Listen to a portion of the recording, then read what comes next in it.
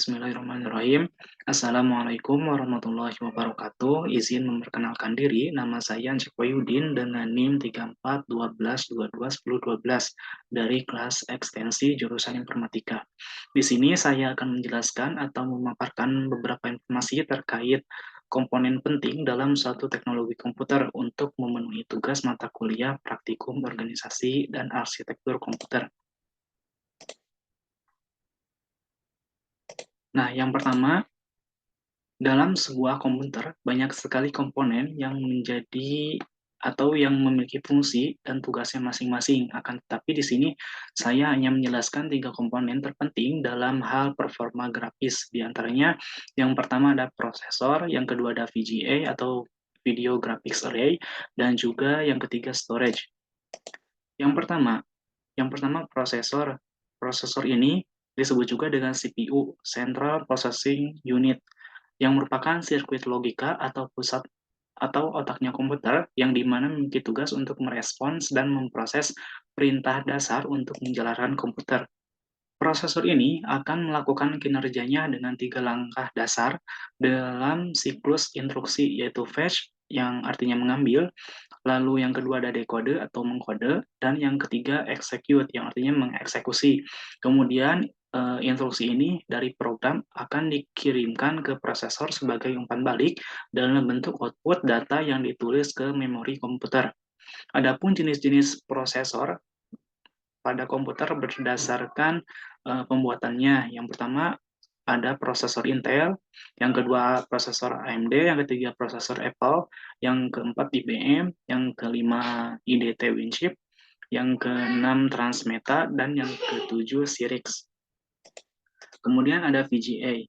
VGA ini merupakan tampilan standar untuk komputer analog dan dapat diartikan sebagai komponen yang tugasnya untuk menghasilkan visual atau gambar dari komputer melalui layar monitor. VGA ini pertama kali dipasarkan pada tahun 1987 oleh International Business Machine Corporation yang disingkat menjadi IBM.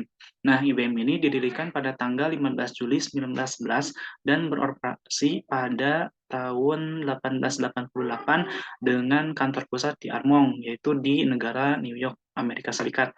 Adapun jenis-jenis VGA, diantaranya ada VGA onboard, yang merupakan unit pemrosesan yang sudah terintegrasi dengan motherboard, sehingga tidak diperlukan lagi kartu VGA. Keberadaan chipset VGA onboard ini tidak diperbaiki, karena VGA onboard ini dapat diset menjadi tidak aktif jika pengguna ingin memasang kartu VGA yang diinginkan kembali. Gitu. Yang kedua ada VGA card. VGA card yang merupakan pengganti atau generasi selanjutnya dari VGA sebelumnya, yaitu onboard. VGA card ini dapat melakukan performa dengan lebih baik dengan sistem yang menggunakan UMA, Unified Memory Architecture. Jika yang sebelumnya kartu grafis 8 bit dengan memori 512 kilobit yang dapat menampilkan 256 warna pada resolusi 640 kali 480, ya itu sudah cukup. Akan tetapi untuk penggunaan sekarang tidak dikarenakan syarat minimum untuk komputer multimedia adalah kartu grafis 64 bit dengan memori 1 megabit gitu. Kemudian adapun jenis-jenis memori VGA yang tadi berdasarkan fisiknya, yang ini berdasarkan memorinya.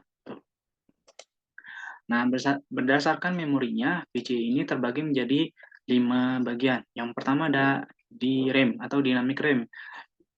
Kartu VGA yang menggunakan memori DRAM ini ialah berkecepatan 80 ns sampai 70 ns.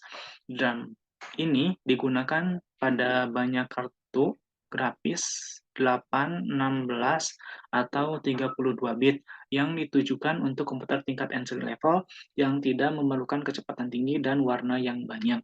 Tuh. Yang kedua ada EDORAM. Kartu VGA yang menggunakan memori EDORAM ini berkecepatan 60 ns sampai 35 ns. Jenis memori ini banyak ditemukan pada kartu grafis 64 bit. Contoh kartu VGA yang menggunakan memori EDORAM ini adalah WinFast S280 sampai atau S600 3G dan sebagainya. Kemudian yang ketiga ada video RAM atau VRAM. VRAM.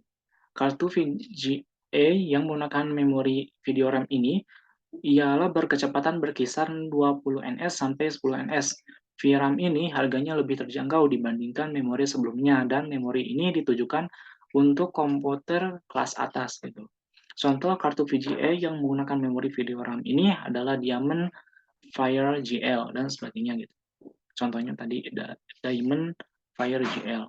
Kemudian yang keempat ada SGRAM atau Synchronous Graphics RAM. Synchronous Graphics RAM ini kartu VGA yang menggunakan memori Synchronous Graphics RAM ini adalah berkecepatan berkisar kurang dari 10 ns. Kemudian, memori SGRAM ini banyak digunakan pada kartu grafis ya kelas tinggi yang mempunyai kemampuan 3G accelerator. Contoh kartu VGA yang menggunakan memori SGRAM ini adalah Matrix Miss TQ 3G dan lain sebagainya. Kemudian yang kelima ada Rambus. Kartu VGA yang menggunakan memori Rambus ini jumlahnya paling sedikit di antara yang lainnya. Biasanya Rambus ini digunakan pada mesin-mesin game seperti Nintendo atau Sega. Kemudian pembahasan selanjutnya ada storage. Storage ini merupakan penyimpanan data yang diolah oleh komputer dan berfungsi dalam jangka panjang ataupun pendek. Kemudian ada jenis-jenis storage. Di antaranya yang pertama ada primary storage yang disebut juga dengan memori internal. Primary storage ini memiliki akses yang lebih cepat bila dibandingkan dengan secondary storage.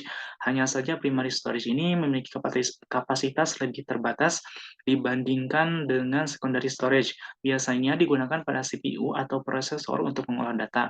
Contoh dari primary storage ini adalah RAM atau ROM. Yang kedua ada secondary storage, disebut juga dengan memori eksternal dan bersifat permanen yang berfungsi untuk memproses data yang berada di CPU. Secondary storage ini bersifat permanen. Mengapa? Karena apabila maksudnya permanen itu tidak bergantung pada listrik gitu. Sehingga jika terjadi pemadaman listrik secara serentak, maka data yang sudah disimpan di secondary storage ini tidak akan hilang. Itu sifatnya permanen. Contoh dari secondary storage ini yaitu hard disk, CD atau DVD, disket dan lain sebagainya. Kemudian ada contoh perbandingan prosesor Intel Core i9, i9 10900K dan AMD Ryzen 9 3900 XT. Nah, di sini contoh perbandingannya diambil dari modul-modul dari video YouTube yang sudah dicantumkan di modul. Yang pertama yaitu berdasarkan skor pengujian performa pada tes Cinebench R20. Di sini sudah didapat Intel Core i9 10900K ini untuk single core-nya 521, sedangkan untuk multi core-nya 6249. Sedangkan untuk AMD Ryzen 9 3900 XT ini untuk single core-nya 538, sedangkan untuk multi core-nya 7322. Kemudian hasil yang diperoleh pada platform AMD Ryzen 9 3900 XT ini, baik untuk single core ataupun multi core, sedikit lebih unggul daripada platform prosesor Intel Core i9 10900K. Kemudian yang kedua, berdasarkan encoding time yang menggunakan RTX 2060 Super dengan MXF 2H264 pada aplikasi Adobe Media Encoder. Intel Core i9 10900K ini untuk score time yang didapat sekitar 91 detik untuk software encoding pada resolusi 1080p. Kemudian 63 detik untuk hardware encoding. Kemudian ada 341 detik untuk software encoding 4K dan 259 detik untuk hardware encoding 4K. Sedangkan untuk AMD Ryzen ini untuk AMD Ryzen 9 3900X ini untuk score time yang didapat sekitar 75 detik untuk software encoding resolusi 1080p, kemudian 45 detik hardware encoding resolusi 1080p, 294 detik untuk software encoding 4K, dan 240 detik hardware encoding 4K. Maka hasil yang diperoleh pada platform AMD Ryzen 9 3900X ini untuk score time yang diperoleh sedikit lebih unggul, hanya terpaut beberapa detik saja, lebih cepat daripada hardware atau software daripada platform prosesor Intel Core i9 10900K ini. Kemudian ada contoh perbandingan antara VGA Cards RTX 3080 dari Asus TUF Gaming Series dengan RTX 3080 Founders Edition. Pada pengujian 3G Mark, yaitu Fire Strike RTX 3080 dari Asus TUF Gaming dengan skor 10.843 lebih unggul daripada RTX 3080 Founders Edition yang hanya mendapat skor sebesar 10.617. Kemudian pada pengujian 3D Mark Times Pi RTX 3080 dari Asus TUF Gaming dengan skor 17.876 lebih unggul daripada RTX 3080 Founders Edition yang hanya mendapat skor sebanyak 17.434. Pada pengujian 3D Mark Times Pi Extreme RTX 3080 dari Asus TUF Gaming dengan skor 9.026 lebih unggul daripada RTX 3080 Founders Edition yang hanya mendapat skor sebesar 8.803. Kemudian pada pengujian 3D Mark Port Royal yaitu Ray Tracing RTX 3080 dari Asus TUF Gaming dengan skor 11.525 lebih unggul daripada RTX 3080 Founders Edition yang hanya mendapat skor sebesar 11.288. Di sini hanya contoh perbandingan, beberapa masih banyak lagi perbandingan yang harus dicantumkan. Boleh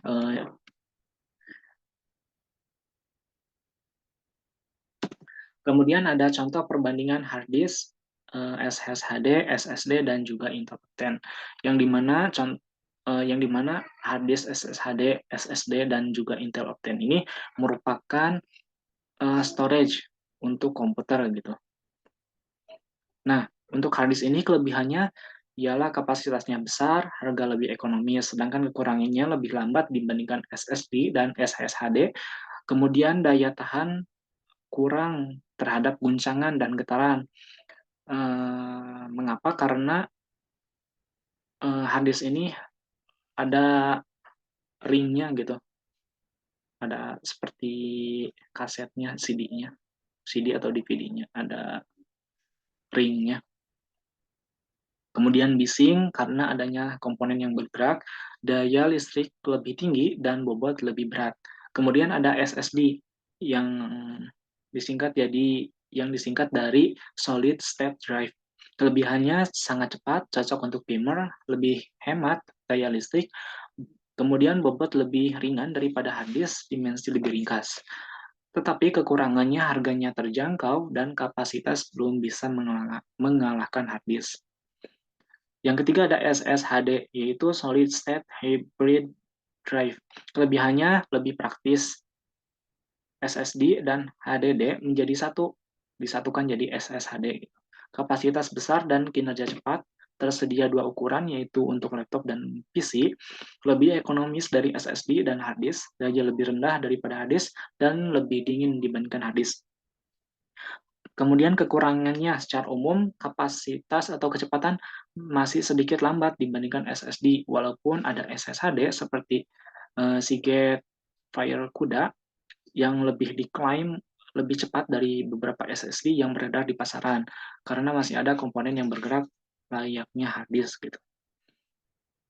Yang keempat ada Intel Optane. Kelebihannya membuat kinerja hard disk menjadi lebih cepat seperti memakai SSD, solusi hemat untuk mengejar performa bagi sistem hard disk. Sedangkan untuk kekurangannya, khusus untuk prosesor Intel, tidak mendukung prosesor AMD dan lainnya. Jadi dikhususkan untuk prosesor Intel saja gitu. Kekurangannya hanya berjalan di prosesor Intel generasi ke-7 itu pun. Ke-7 ke atas. Kalau ke-7 ke bawah tidak bisa. Tidak tidak bisa digunakan. Harus berchipset motherboard Intel dan seri khusus dan tidak bisa diatur spesifikasinya untuk sistem game atau render grafis. Ya mungkin sekian dari penjelasan yang saya dapat sampaikan. Kurang lebihnya mohon dimaafkan.